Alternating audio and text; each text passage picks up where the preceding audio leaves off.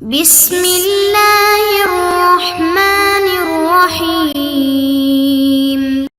السلام علیکم معزز طلباء کرام، آپ سب کیسے ہیں؟ آج ہم تفسیر بیضاوی کے سبق نمبر 23 کو پڑھیں گے۔ آج کے ہمارے سبق کا عنوان ہے دوسرا مذہب۔ آج کے ہمارے سبق کی عبارت وقیل علم لذاتہ سے شروع ہوتی ہے۔ آئیے سب سے پہلے عبارت پڑھ کے اس کا ترجمہ کرتے ہیں اور اس کے بعد پھر اس کی باقاعدہ وضاحت کی طرف بڑھتے ہیں۔ مصنف علیہ رحمہ لکھتے ہیں وقیل علم لذاتہ المخصوصۃ لأنہ یوصف ولا یوصف بہ، اور کہا گیا ہے کہ وہ اس ذات مخصوص کا علم ہے کہ وہ اس لیے کہ وہ موصوف بنایا جاتا ہے اور اس کے ساتھ صفت نہیں لائی جاتی۔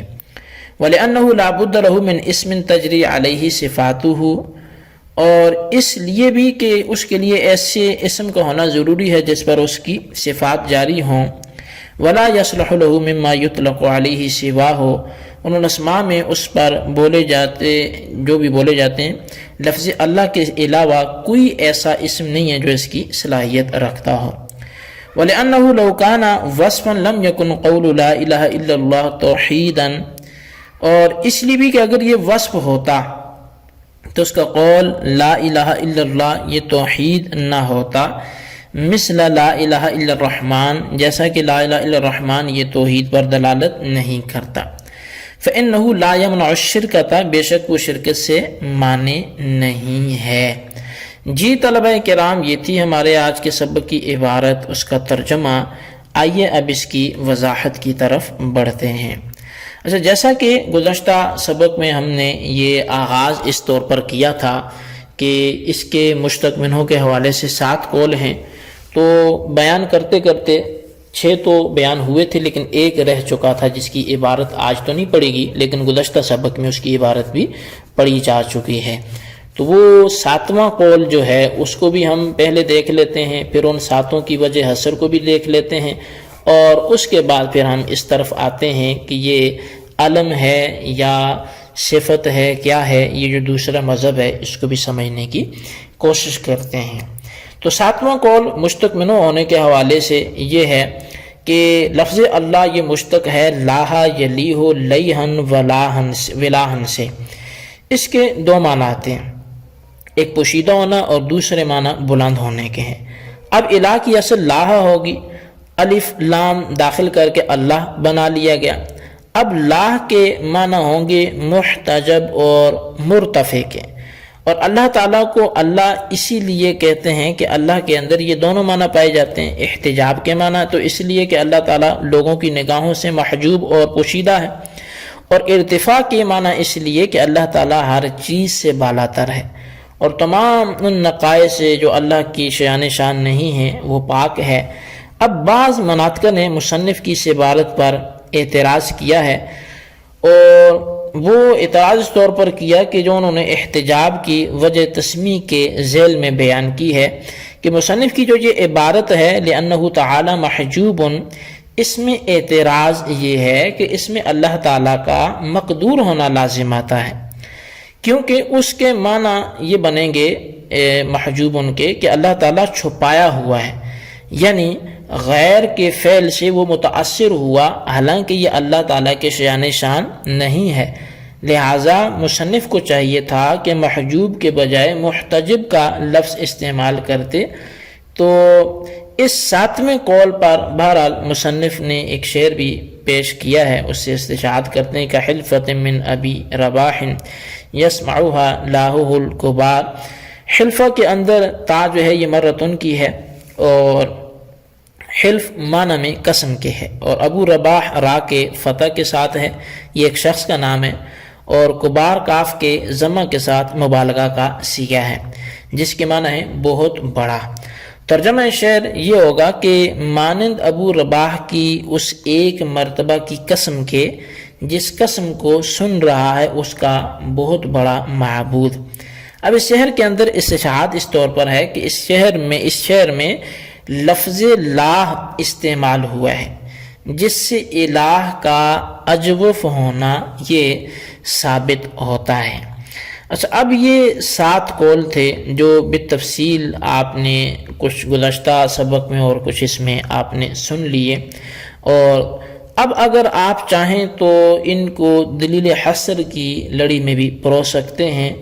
وہ اس طرح کہ لفظ اللہ کا مشتق ہونا 3 حال سے خالی نہیں ہے، یا تو اجوف ہوگا، یا مثال ہوگا، یا محموز الفا ہوگا۔ اگر اجوف ہے تو اس کی اصل لاہن ہوگی اور یہ قول سابع ہوگا، اور اگر مثال ہے تو اس کا مشتق منہ ولاہن ہوگا اور یہ قول سادس ہوگا، اور اگر محموز ہے تو پھر اس کی 2 صورتیں ہیں، یہ باب فاتحہ سے ہوگا یا سامعہ سے ہوگا۔ اگر فاتحہ سے ہے تو معنی میں معبود کے ہوگا اور یہ قول اول ہے، اور اگر باب سامعہ سے ہے تو اس کی 4 صورتیں ہیں، یا تو ماخوذ ہوگا الہ بمعنی تحیرہ سے، یا الہ تو الی فلان سے، یا الہ بمعنی فزع سے، یا الہ الفصیل سے۔ اگر اول ہے تو قول ثانی ہے، اور اگر ثانی ہے تو قول ثالث ہے، اور اگر ثالث ہے تو قول رابع ہے، اور اگر رابع ہے تو قول خامس ہے۔ جی طلبہ کرام، یہ ہمارا وہ 7 اقوال پر مشتمل جو گفتگو کا ذخیرہ تھا وہ ختم ہوا۔ اب جو دوسرا ایک فرقہ ہے جو اس بات کا قائل ہے کہ اللہ تعالیٰ جو لفظ اللہ ہے یہ ذات مخصوص کا علم ہے، مصنف علیہ رحمہ وقیل علم لذات المخصوصۃ سے اسی کو بیان کر رہے ہیں۔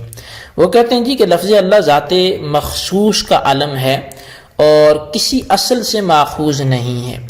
یہ قول زجاج، نحوی اور سیبویہ کی طرف منسوب ہے۔ یہ اپنے مسلک کے اوپر 3 دلیلیں دے رہے ہیں۔ اول یہ کہ لفظ اللہ خود تو موصوف بنتا ہے اور جميع اسماء اس کی صفات واقع ہوتے ہیں، اور یہ خود کسی کی صفت نہیں بنتا، لہٰذا صفتیت کی تو نفی ہو گئی اور اسم ہونا ثابت ہو گیا، اور یہ بات تو سب پر ظاہر ہے کہ یہ باری تعالی کی ذات ہی کے ساتھ مخصوص ہے، لہٰذا علم ذات ہونا یعنی علم ذات ہونا یہ ثابت ہو گیا۔ یعنی جب بھی آپ صفات لگائیں گے تو اللہ کے لفظ کو موصوف بنا کے آگے آپ صفات لگائیں گے، اللہ الرحمن الرحیم مالک المالک الحی القیوم، تو ان ساری صفات کا ترتب جس موصوف پر ہوگا وہ اللہ ہوگا۔ تو موصوف چونکہ وہ علم ہی ہو سکتا ہے، صفت تو موصوف نہیں ہو سکتی، تو اس لیے باقی صفات اور یہ موصوف جو بنے گا یہ علم ہو جائے گا۔ دوسری دلیل یہ ہے کہ اللہ تعالیٰ کے لیے اسم ایسا ہونا چاہیے کہ جس کے اوپر تمام صفات جاری ہو سکے، یعنی کوئی تو ایسا اسم ہو اور وہ خود کسی کی صفت نہ بنے۔ اور جب ہم نے اللہ کے ان تمام اسماء پر نظر ڈالی جن کے اطلاق ذات باری پر صحیح ہے، تو ان میں لفظ اللہ کے سوا کوئی ایسا لفظ نہ ملا جس کے اوپر تمام صفات جاری ہو سکیں۔ تو اس سے بھی ثابت ہو گیا کہ لفظ اللہ جو ہے وہ صفت نہیں ہے، اور جب صفتیت کی نفی ہو گئی تو اسمیت کا ثبوت ہو گیا، اور یہ تو معلوم ہی ہے کہ لفظ اللہ مختص ہے ذات باری تعالیٰ کے ساتھ، لہٰذا علم ہونا ثابت ہو گیا۔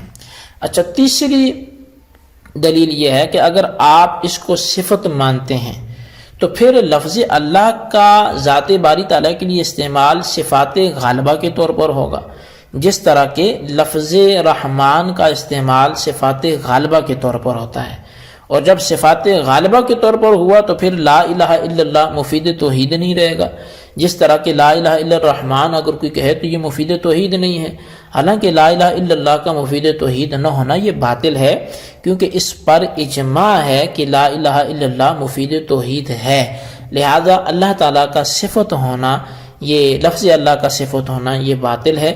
اب رہی یہ بات کہ صفت ہونے کی صورت میں مفید توحید کیوں نہیں رہے گا، تو اس میں راز کی بات یہ ہے کہ صفت کا مدلول معنی وصفی ہوتا ہے، ذات متعین نہیں، تو بلکہ ذات تو ابہام کے درجے میں ضرورت کی وجہ سے مان لی جاتی ہے تاکہ معنی وصفی کا اس کے ساتھ قیام ہو سکے، اور معنی وصفی جو ہے وہ معنی شرکت نہیں ہے، اور جب معنی شرکت نہیں ہے تو توحید نہیں ثابت ہوگی، بخلاف علم کی صورت کے کہ وہ دلالت کرتا ہے معین ذات پر جو بالکل مانع شرکت ہے۔